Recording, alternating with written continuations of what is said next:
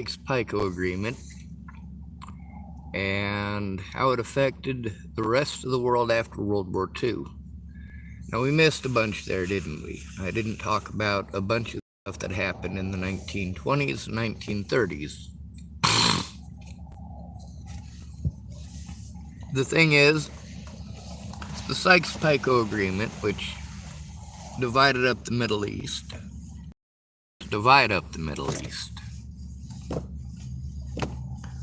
What it did is it prevented many of these brown cultures from working together, which they were starting to do.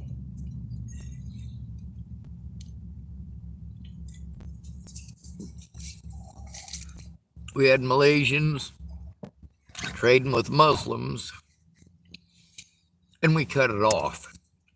That right there, once we got the Muslim religion over there, and many Malaysian peoples and Polynesian peoples started adapting and adopting, instead of Catholicism, they were adopting, Islam. Something that is still going on today. And it's created a lot of conflict. Now, we've got a lot of these islands where it's illegal to be a Muslim. What they will do, if you're a Muslim, is shoot you. You will be executed. Not a joke. A lot of anti-Muslim sentiments are being spread. We, of course, had to send a bunch of missions, as did the British. We just got to set up these missions all over the place, teach these savage peoples how to think like whiteys.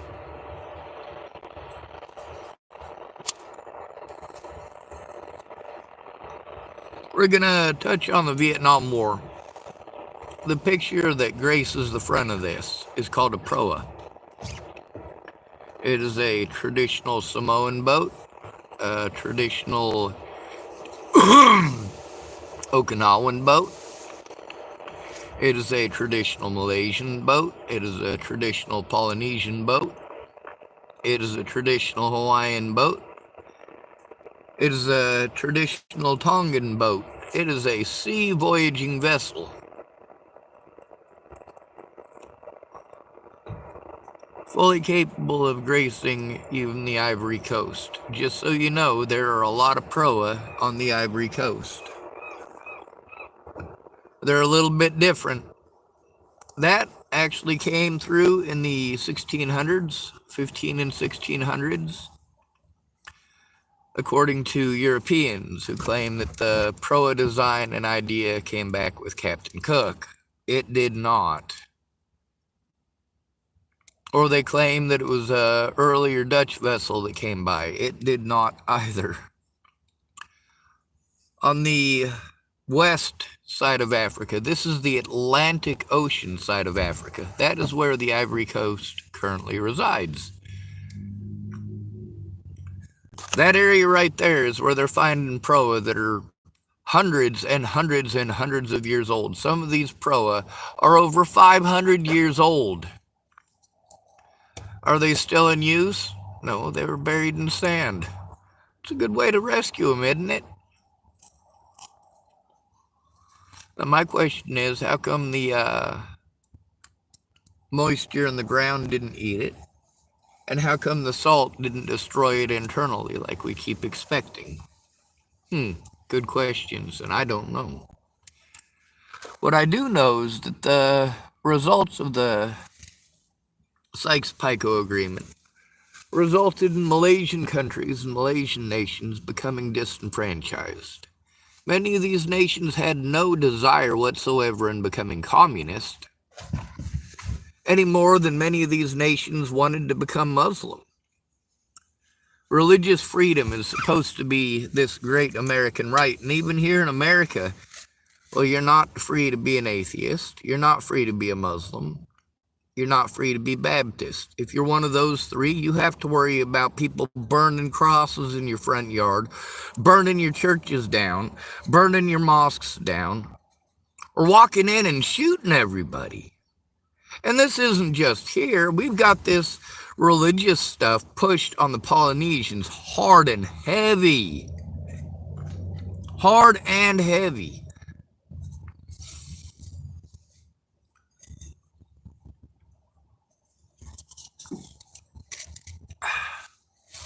Guam, 95% Catholic. Guam was first settled by Europeans that we consider dark-skinned, don't we? We like to consider, us as Americans anyway, we like to see Muslims as the same brown people as Mexicans. We want to see Spanish people who speak the same language. We just assume they're all brown like Mexicans, right? Native Americans, we stuff them into our internment camps and we call them church schools. How many Native American children died in those? How many Samoan children died in those? How many children in Guam? How many children in New Zealand or Canada? This was worldwide, and it's not just the eradication of one particular group. Native Americans here in this country still go at each other's throats over who's right and who's wrong over ancient squabbles. Like, who gives a fuck? Seeing how Native Americans are separated out in them Polynesian islands, you don't have to worry so much. They're surrounded by thousands of miles of ocean before you run into anything. You think? Most of those islands are populated. Getting together a Tongan war crew would probably be just as easy now as it was 200 years ago. Pissing off the Samoans in the right fucking way would definitely get Americans ejected from their precious base.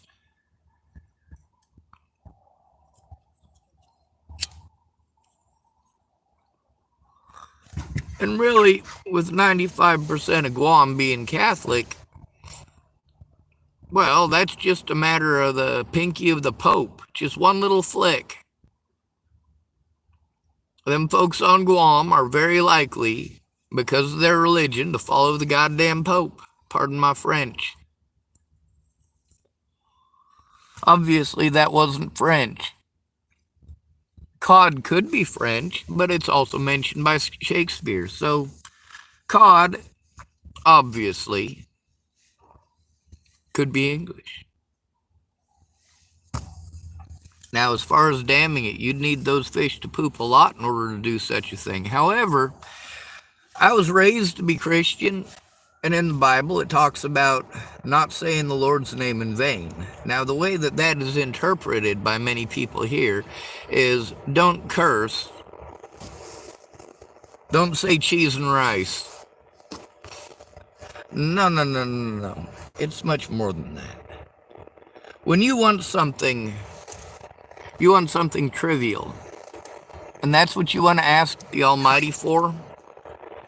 When you want to get down and pray in front of everybody, it's not something that everybody does here in the United States. When you do it, you're creating a political offset. You are making a political statement, like that Tebow fellow taking a knee, doing that whole prayer thing.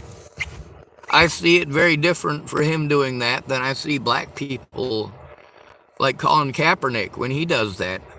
It was taken very differently. Colin Kaepernick was fighting for a present cause. What was Tebow fighting for? His religion is not in danger here. The persecution of Christians in the United States comes down to this. They're not being persecuted. Everybody else, everybody in the United States who is not Christian is sick and tired of being persecuted by Christians. We're all sick of it.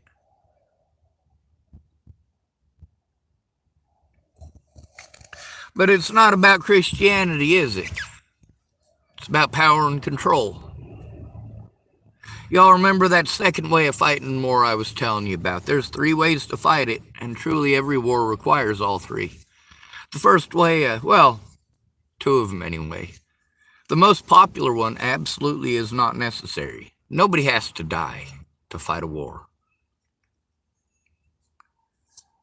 But that is the first way to fight one. The second way to fight one is people's hearts and minds. Philosophy, religion. Your pretty Facebook memes that tell you to do nothing. Oh, sure, they don't literally tell you to do nothing. They tell you to let it go, to let it go, to let it go. If you let all of the problems of the world go, you're leaving them all for the next generation. What is wrong with you? That is not what the Bible says to do. That's not what the Quran says to do. It's absolutely not. It's not what the Torah says either. But we got to be lazy, don't we? Meanwhile, not only have these ocean-going vessels that the Samoans and the Tongans and the Hawaiians have, not only have they never come out of use in some places, but they've got a great resurgence as well as the wayfinding information.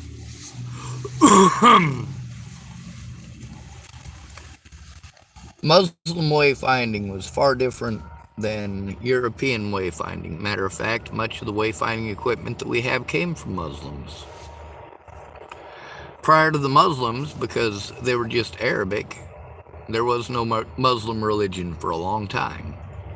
Just like there was no Christian religion for a long time.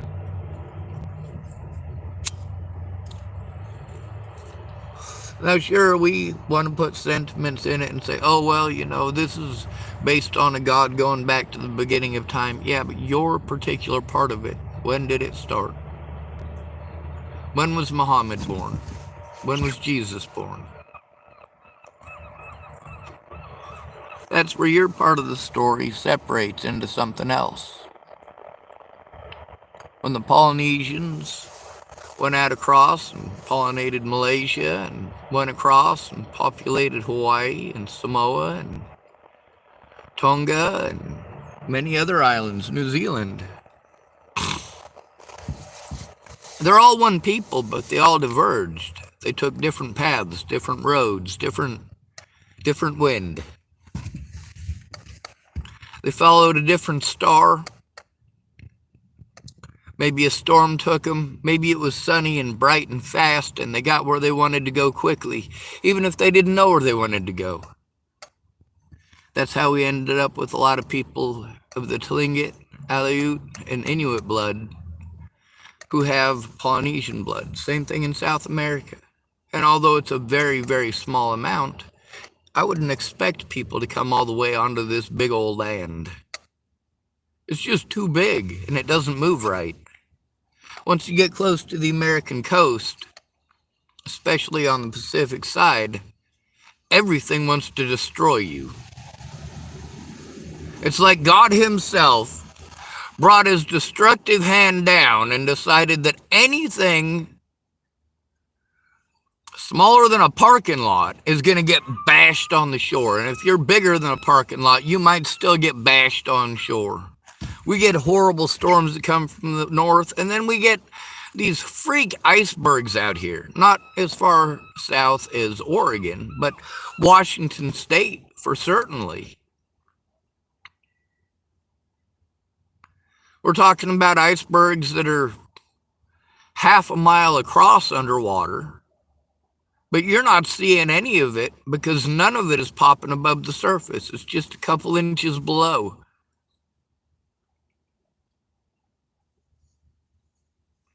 Now, we've got all these people all over the world. We've shown that the trade, worldwide trade, has been going on for at least 30,000 years. We do have items that have come out of the snow and come out of the ice that were obviously of European origin over on the North American side, which means that we have items that came from people in Asia. We have items that came from Polynesians, the actual items themselves. And now that we know what we're looking for, and now that we've got people who aren't just specializing in one area. We've got people with OCD, that's obsessive compulsive disorder. They can learn faster than anybody else. They'll take a look at something that the Tongans made, and they'll make a connection with something that the Tlingit have. Somebody came up with that idea. Maybe they came up with it separately, but certain designs and certain shapes are quite universal indeed, and for a reason. Eyes are universal. These things are on everything, going all the way back through all of our religions. Eyeballs on everything. The eyes that we put on boats, that was done in the Mediterranean. It was done in the Middle East. It was done it was done in Europe. Europe, they started putting figureheads instead of just the eyeballs. But the eyeballs were present even in the Viking ships.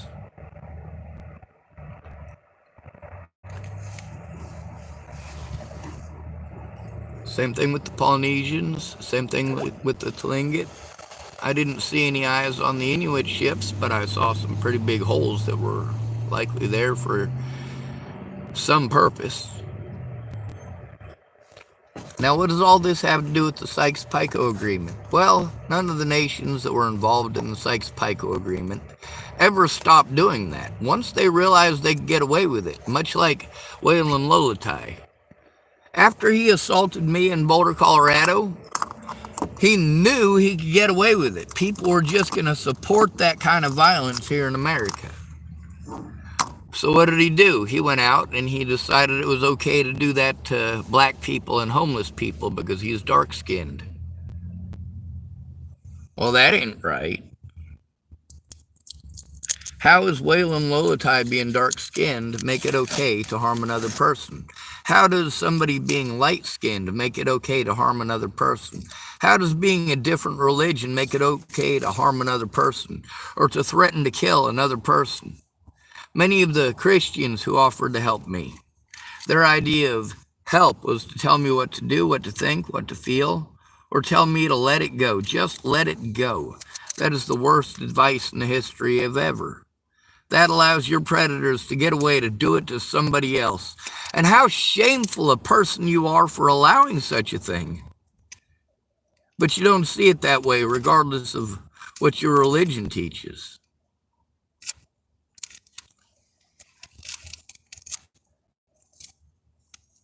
Yes, I am very specifically pointing out Christians, but I do mean all religions. We're all brothers and sisters.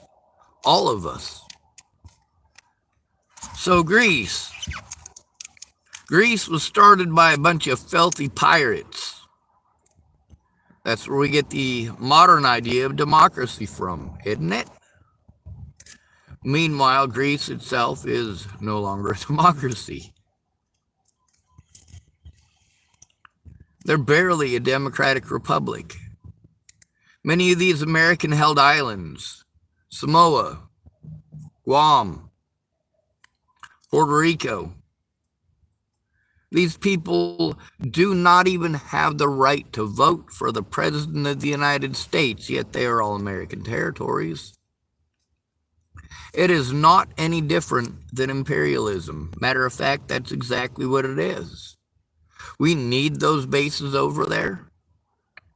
And then we got to talk about the wars in the Middle East. Okay? Since the end of World War II, sorry, I got to take that back. Since the end of World War I, the English, the French, the Russians, and the Americans have made sure and guaranteed that there is always a conflict or war with a major nation in the Middle East, in South America, and Central America, and of course in the Pacific. There always has to be some turmoil or some trouble that America's got to go out and drum up, that Britain has to go out and drum up.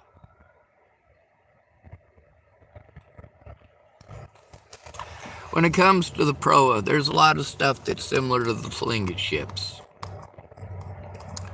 Some of those Tlingit boats go back almost 1,000 years. Now, maybe not in its exact form today, but the fact is they were making them back then. We've got a lot of different technologies today, and we see that even if it was invented by a brown person or a black person, how these nations are considered to be white nations. Russia is considered a white nation. England considered a white nation. France considered a white nation. America considered a white nation. Now, the tyranny from these people isn't just against minorities. It's also against their own people. But in getting these minorities riled up, so you can get a reaction and say, oh, look, see, they deserve it. You poke them with a stick and poke them with a stick and poke them with a stick until they're backed into a corner and have no other options. Kind of like stuffing a bunch of people in the Middle East who don't even speak the same language and aren't part of the same religious sect. And their areas and provinces are fine the way they are, but Europeans got to cut it up. Got to cut it up in a very specific way. A specific way that'll destabilize the Middle East by doing what? By forcing a bunch of people into preset boundaries that we've got land grabbers. These are basically barons. What they did is once they were told that that was their country, they went out and stationed people at the borders with guns. All of a sudden, you're visiting a couple of relatives next county over, but now it's not a county. Now there's a big line in the middle drawn up by the English and the French and the Russians. They were called the Triple Entente. By the way, Italy was also a part of that at the time, but we won't get into that, will we? When we look at where Britain wanted us to station our resources to help them fight their war, so that Britain could win a victory, because if they didn't win it the right way, Germany might get to keep a lot of its territories that were gained through warfare. Bringing the war to a swift end was not beneficial to the British in specific. And of course, we had two presidents. One of them sort of fell for it, but he pulled something out of it at his leadership skills, and that would be Mr. Roosevelt. When we want to talk about, well, like the battles in Egypt, Egypt wasn't Egyptian. That was British. Egypt was owned by the British. We also got to talk about all of the Dutch holdings. We can't forget about those. Now, this is something that affects Samoa, it even affects Greenland. There ain't much on Greenland, is there? Even Greenland is affected. The migration of people, and of course the spread of disease, is far more limited now than it should be.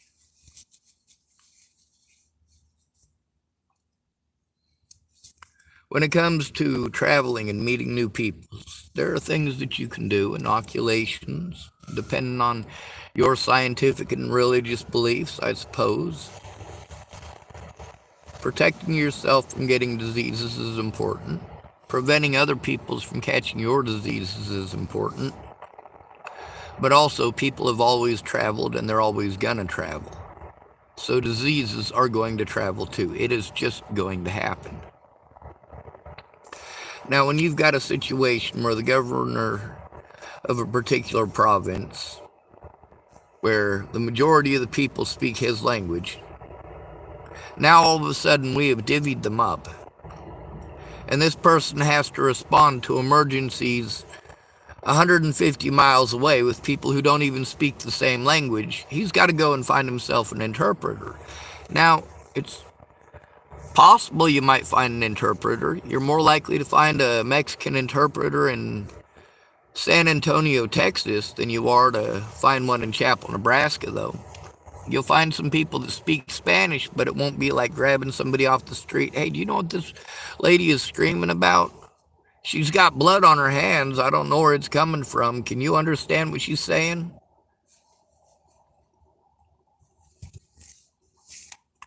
Now, we've done this destabilization thing the whole world over. Now, there's 3 ways of doing it. Number 1 is the killing part. Number 2 is, of course, the hearts and minds of the people. And number 3 is construction. Build them pretty things.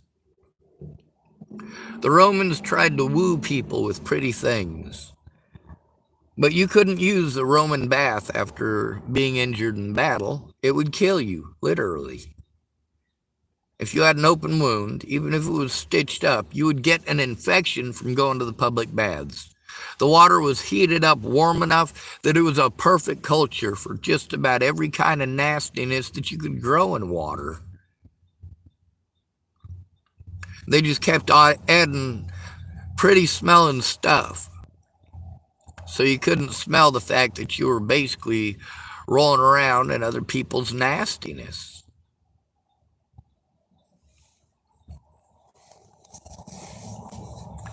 Now, when it comes to different religious eating habits, we've got the situation with pigs and cattle in different places. It's a taboo. You're not supposed to eat it. But we've also got places, well, like a lot of the Polynesian islands and Vietnam, where pigs are your subsistence. Over in Europe, it used to be like that too. In London, everybody kept 2 pigs in their backyard, or at least 1. That way you would at least have meat part of the year.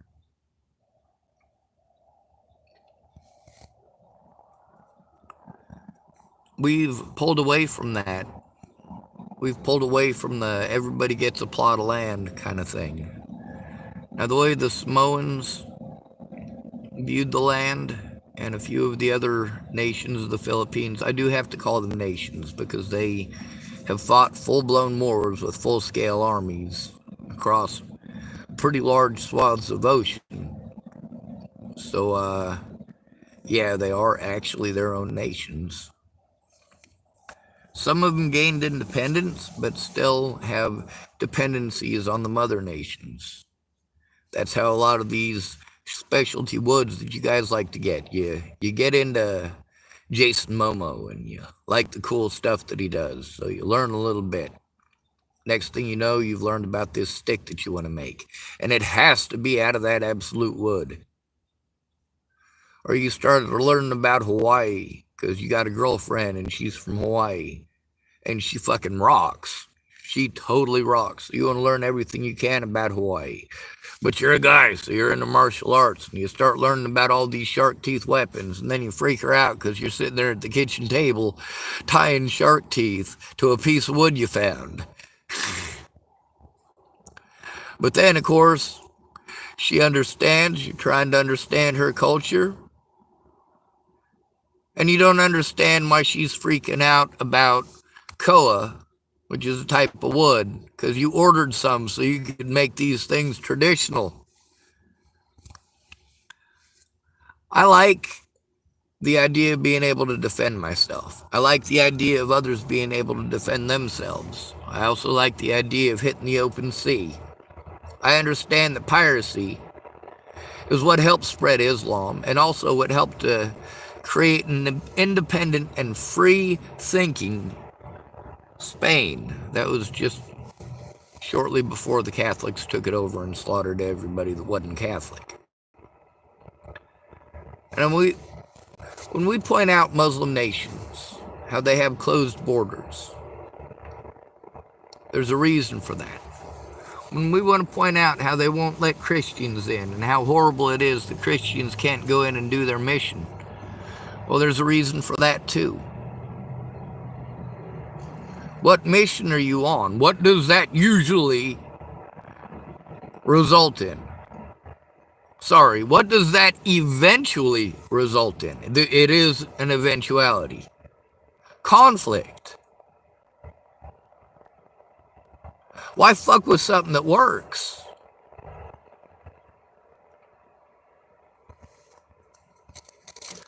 And why would you ask God for help winning a sports game? Who gives a fuck? I don't care if the Broncos win another Super Bowl.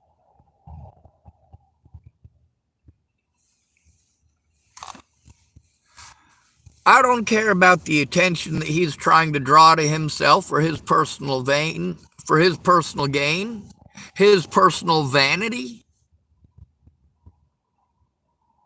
The only reason you do something like that is for public recognition. That's a fucking sports game.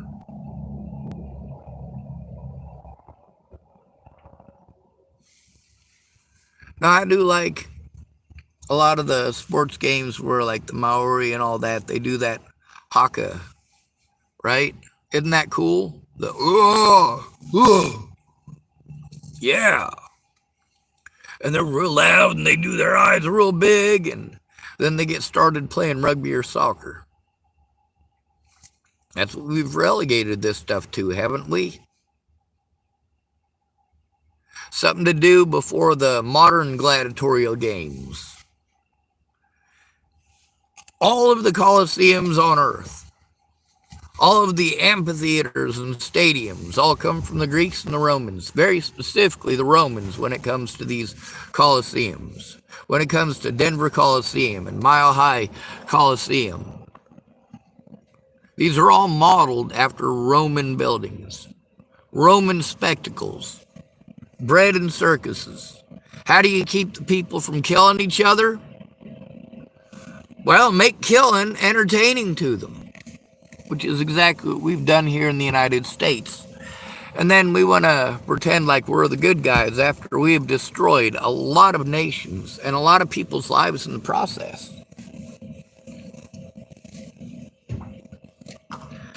Now the Sykes-picot agreement.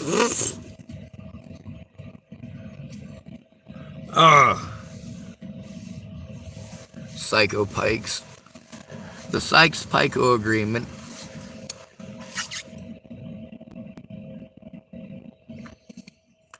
that was all the way back in 1916. That war wouldn't end for another 2 years. But that agreement was pretty well followed. And, of course, you got the land grabbers.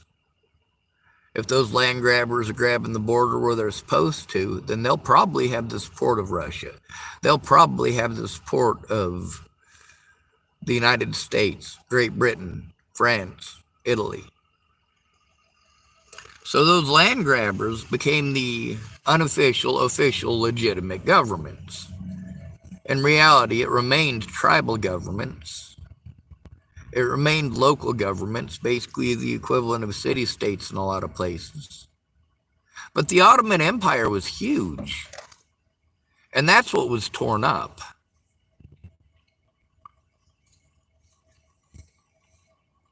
The Ottoman Empire, one of the greatest trading empires ever. And that's primarily what they did. Same thing with Polynesians and Malaysians.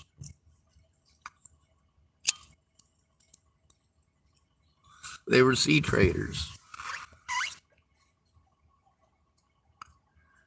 But they ain't got their footing yet.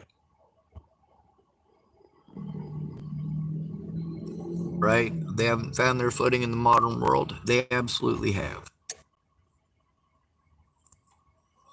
There's some magnificent things happening in Dubai.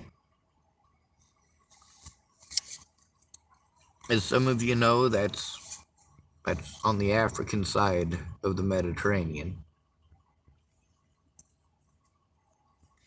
And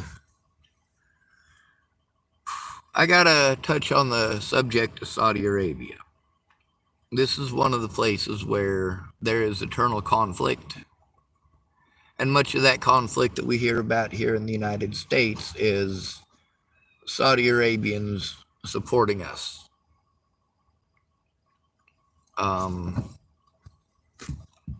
We also have shows here in the United States about the expenditure of sheiks in Saudi Arabia. Things that they're spending their money on. Now, is that American propaganda, or are the ruling class over there acting like Donald Trump and buying pretty things? Pretty cars, pretty wives, pretty clothes, pretty sunglasses. Only the finest will do. Meanwhile, we've got the oil trade going real heavy with a lot of these Middle Eastern nations. And as a result, the United States, for example, we haven't even tapped into most of our oil resources because, well, if the Middle East runs out, we've got plenty. Kind of like the situation with Scotland separating itself from the UK. There's no oil. There's no oil. There's no oil. We can't separate from the UK. We don't have any oil. And then as soon as the vote happens, oh, by the way, we've got trillions of gallons of oil under Scotland. Wow.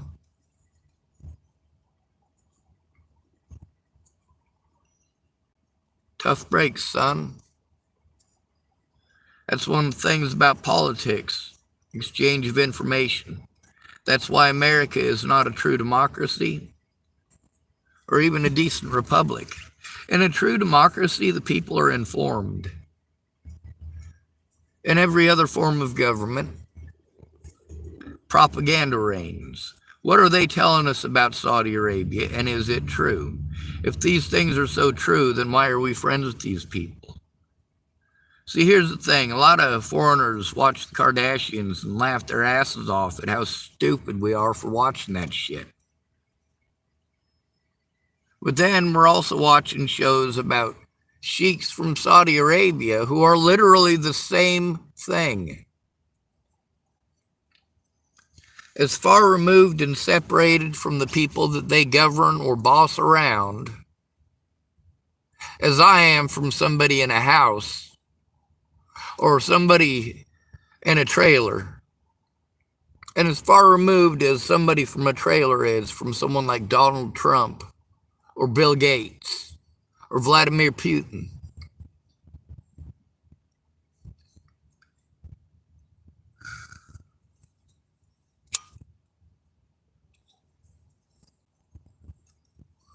People who have had too much for too long.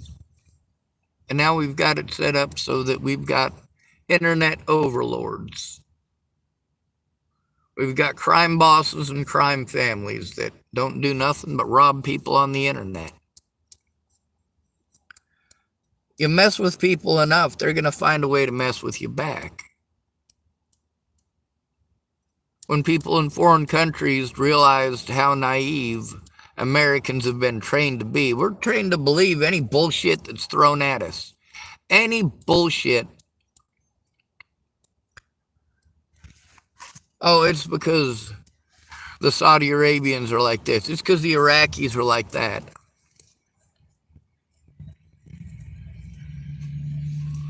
And we look at Christian nations when they go to war against Muslims. Kosovo, for example. We didn't give two shits, and that wasn't the first time it happened.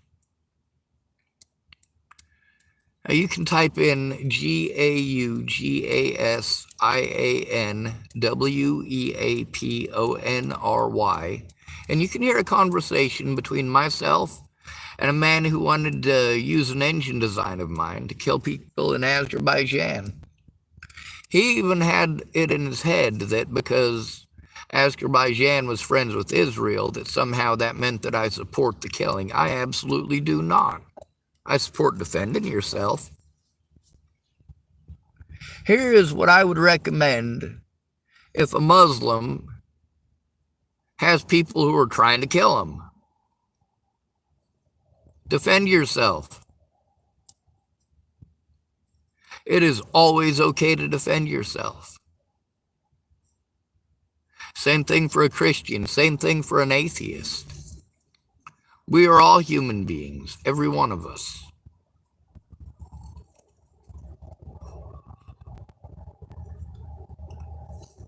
I have a different religion than pretty much everybody else on the planet. I'm used to being the odd man out.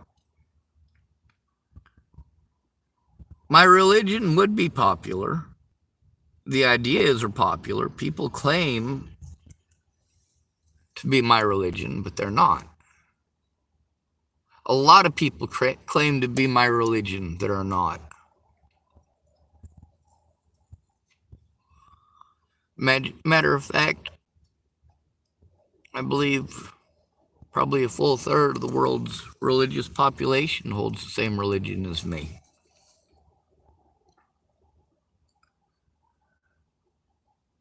But not the same way.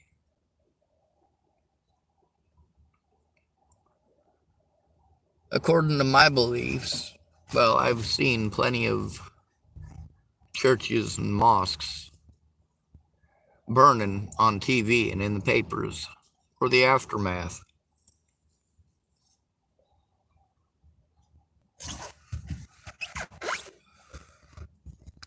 I've seen how the Christian community in the United States treats other Christian communities in the United States, and I'll have no part of that. These people can't even be brothers and sisters to their own brothers and sisters. How can you hope that they'll be that way towards you?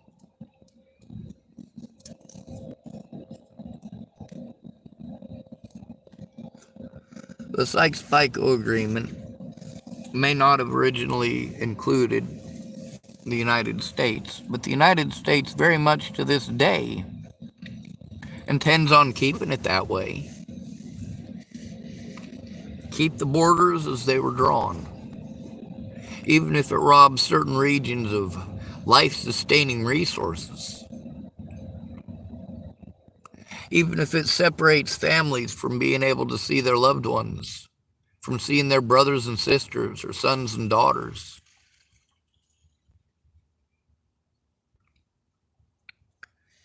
People who were born the year that the Sykes-picot Agreement was drawn up would be over 100 years old today. That's if they were born in 1916.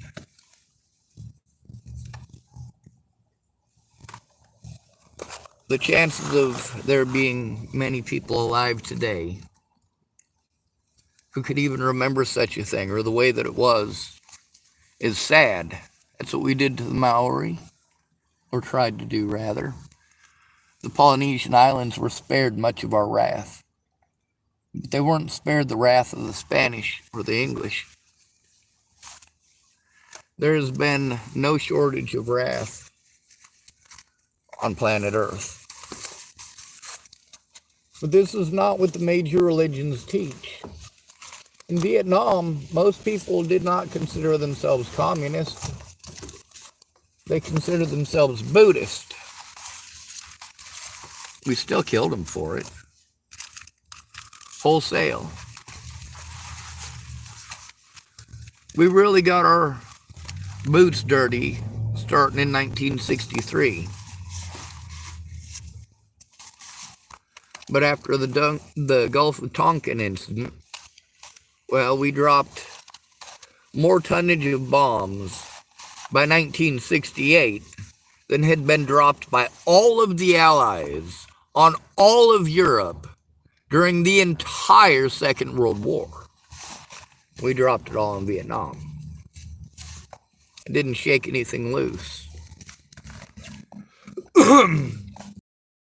They forgot about the important part. The hearts of the people are always the most important. That's what building things and killing things is for. If you guys understood where sacrifices first came from and where the leftovers went, the meat, the life-sustaining parts of a cow that was sacrificed, or a pig, or an oxen. The life-sustaining portions were the parts that the priests didn't want. They wanted the bones. They wanted the hooves. They wanted the skins. Oddly, all of these things were used in the textile industry, as well as the military production industry in most of these areas. So, somebody brings you a cow that you're offering up, well, you're basically having yourselves a community party, a community barbecue, much like the Samoans had, much like a wedding here in the United States. And you can imagine that's worldwide people coming together, having barbecues, finding some excuse to find happiness, to be glad to be around one another, to be glad that your loved ones are still breathing, that they're not dead. And a lot of people want to go back to the old ways, the way things were. Well, when you look at the United States, piracy is what started it. Americans idolized the Pirates of the Caribbean, the Brothers of the Coast. Much the same way as, well, Lawrence of Arabia having to deal with a whole bunch of Arabian pirates. That's literally what they were, pirates.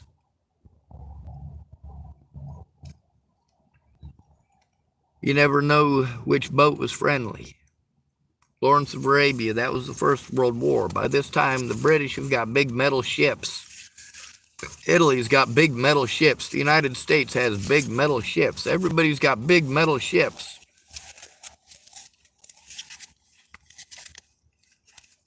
We like to paint it as something where Lawrence of Arabia tricked a guy who was a really big asshole. This guy really wasn't. Much like the situation with Saladin, we like to paint him in a certain light after the fact. But then we get people who say, well, we aren't going to do that. There's a movie called Kingdom of Heaven, and Saladin in that is portrayed as an intelligent human being, not a warmongering monster out to destroy everyone and everything. The fears that people had of what Saladin would do if he took over Jerusalem while it was occupied by Christians, that was a very real fear. They were afraid that Saladin would march in with his troops and literally kill every man, woman, and child. And why is that a very real fear? Because that's exactly what the Christians had done. Eye for an eye, hand for a hand, tooth for a tooth.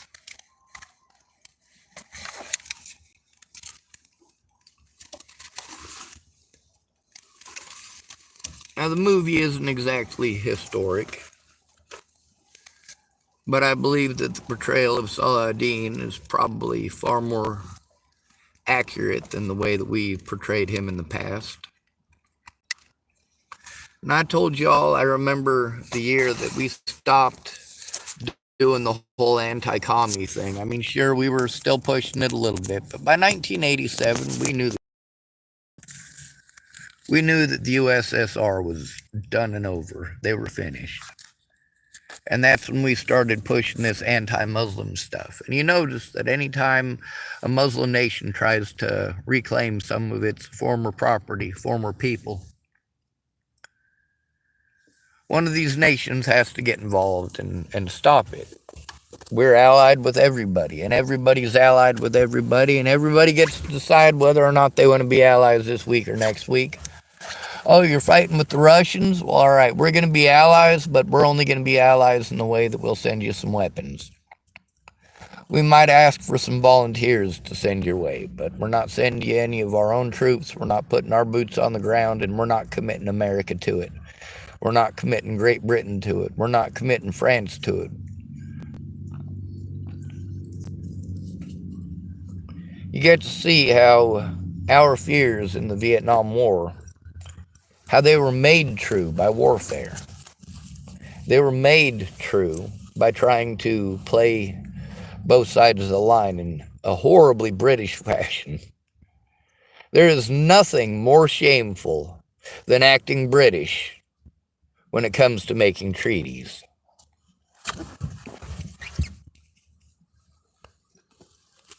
What's the British way?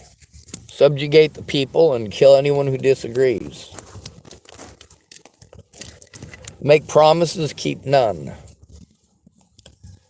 The idea when it comes to British keeping the peace, that means hold down the fort until reinforcements come and kill everybody.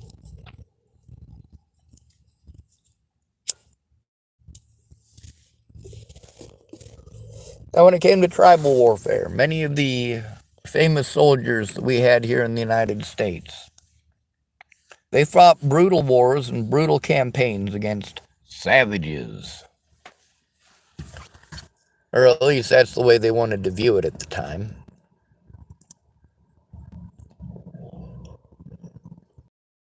It was America. The British have made so many movies about how they killed a whole bunch of Zulu and Swahili, and how proud they are. Bonjour. Oh, thank you. There, you could come in if you want. Well, I was just digging through trying to find some change for a coffee before doing that. I'll get you a coffee. Well, thank you, Joey. Give me a few minutes. Thank you.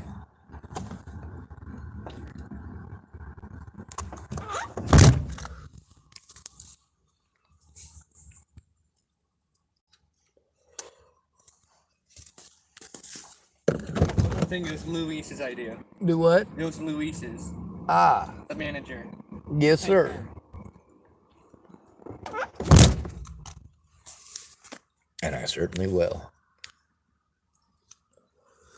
Kindness isn't dead, but people get frustrated. They get frustrated with having nothing. You know, a lot of those Samoa, for example, they got a little bit of issues with flooding, not as bad as some of the other islands or the other atolls. But the wood on their island has been systematically destroyed. Same with a lot of these other nations. Their resources are gone. That's when you give them independence. Give it to them.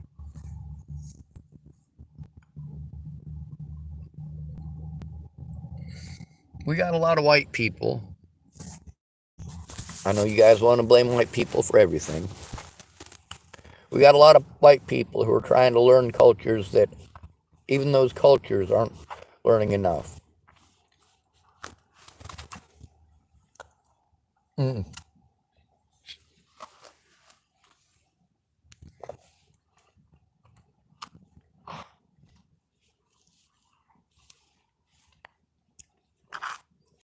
lot of the boat builders that we have building native craft here in Europe, these are native craft that are not native to us. Birch bark canoes, Aleutian and Inuit kayaks. And then, of course, we got the seagoing canoes from the Northwest. We got the dugouts of the East Coast, primarily Southeast Florida.